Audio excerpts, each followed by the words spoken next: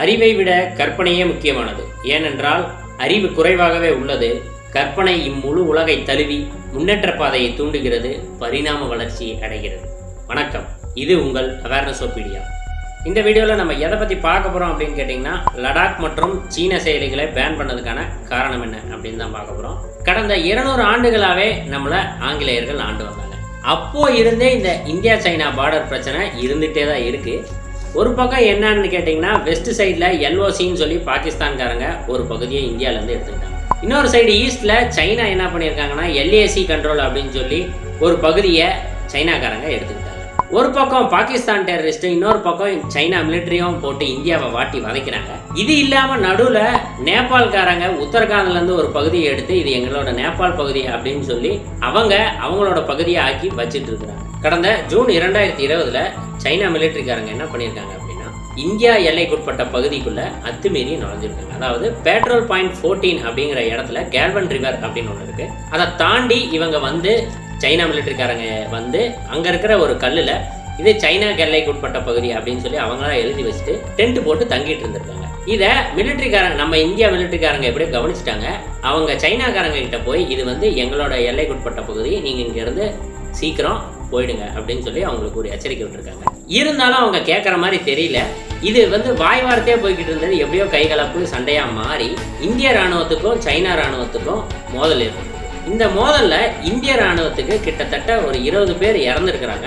இதில் 150 பேர் படுகாயம் அடைஞ்சிருக்காங்க. சைனாவில் கிட்டத்தட்ட 300 பேர் கிட்ட இறந்துருக்காங்க அப்படின்னு பேசப்படுது. ஆனால் இதை பற்றி சைனாவில் எந்த தகவலுமே சொல்லலை. என்ன சொல்லாமல் இருந்தாலும் அமெரிக்காக்காரங்க இதை எப்படியோ கண்டுபிடிச்சி அவங்களோட நியூயார்க் டைம்ஸ் அப்படிங்கிற நாளிதழில் இந்த மாதிரி சைனாக்காரங்க கிட்டத்தட்ட ஒரு 300 பேர் அந்த சண்டையில் இறந்துருக்காங்க அப்படிங்கிறத பப்ளிஷ் பண்ணியிருக்காங்க. அதுக்கப்புறம் என்ன பண்ணியிருக்காங்க அப்படின்னு பார்த்தீங்கன்னா, இந்தியாவும் சைனாவும் ஒரு மீட்டிங் போட்டு பேசி அவங்க படைகளை வெளியேற சொல்லியிருக்காங்க அந்த எல்லையிலேருந்து. இது இங்கே மட்டும் நடக்கிறதில்ல, நம்மளோட இந்தியாவில் இருக்கிற சிக்கிம், அப்புறம் அருணாச்சல் பிரதேஷ், இந்த லடாக், இந்த 3 பகுதியிலையும் தான் நடந்துட்டுருக்கு.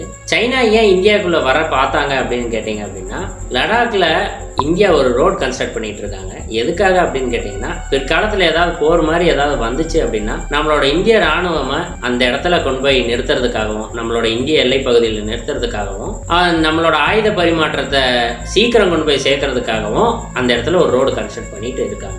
ஏன் அந்த இடத்துல ரோடு கன்ஸ்ட்ரக்ட் பண்ணாங்க அப்படின்னு கேட்டிங்கன்னா, ஃபஸ்ட்டு கொஞ்ச காலத்துக்கு முன்னாடி அந்த இடத்துல வெறும் மலையிலும் கல்லுமா இருந்தது. நம்மளோட இந்திய எல்லை பகுதியில் அந்த இராணுவத்தை அனுப்புறதுக்கு கிட்டத்தட்ட ஒரு 2 மணி நேரம் கிட்ட ஆச்சு. அதனால இவங்க என்ன பண்ணிட்டாங்க அப்படின்னு கேட்டிங்கன்னா, அந்த இடத்துல அந்த ரோடை போட்டாங்க.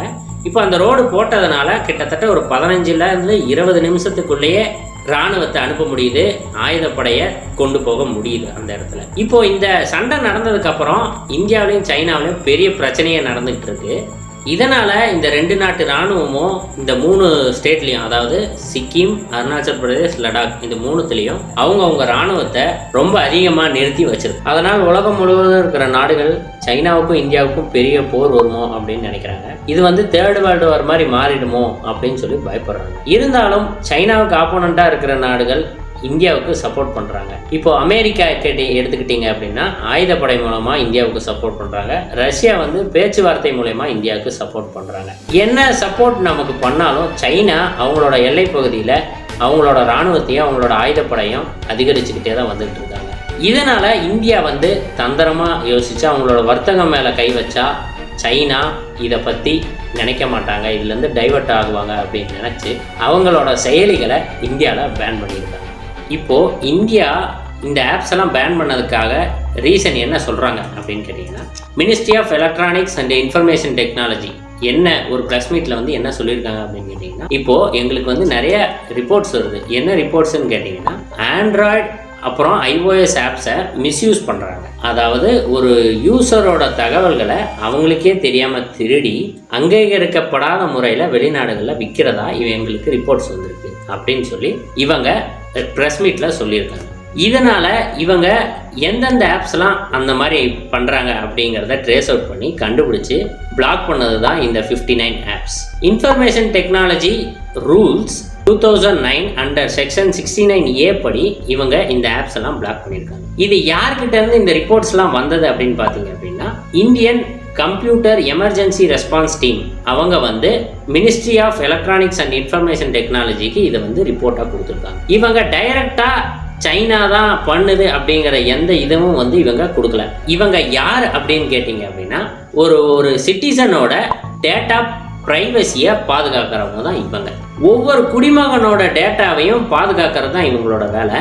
இவங்க தான் இதை ட்ரேஸ் அவுட் பண்ணி மினிஸ்ட்ரிக்கு கொடுத்துருக்காங்க. மற்ற மினிஸ்ட்ரிலாம் என்ன சொல்லியிருக்காங்க அப்படின்னு கேட்டிங்கன்னா இதை வந்து என்கரேஜ் பண்ணி டிஜிட்டல் ஸ்ட்ரைக் அப்படிங்கிற பேரில் இந்த ஆப்ஸ் எல்லாத்தையுமே பேன் பண்ணியிருக்காங்க. இருந்தாலும் இந்தியா என்ன நோக்கத்தோட இந்த ஆப்ஸ் எல்லாம் பேன் பண்ணியிருக்காங்க அப்படின்னு பார்த்தீங்கன்னா சைனாவோட பொருளாதாரத்தை நெருக்கடி கொடுக்கணும் அப்படிங்கிற ஒரே காரணத்துக்காக தான் இந்த ஆப்ஸை பூராமே பிளாக் பண்ணியிருக்காங்க.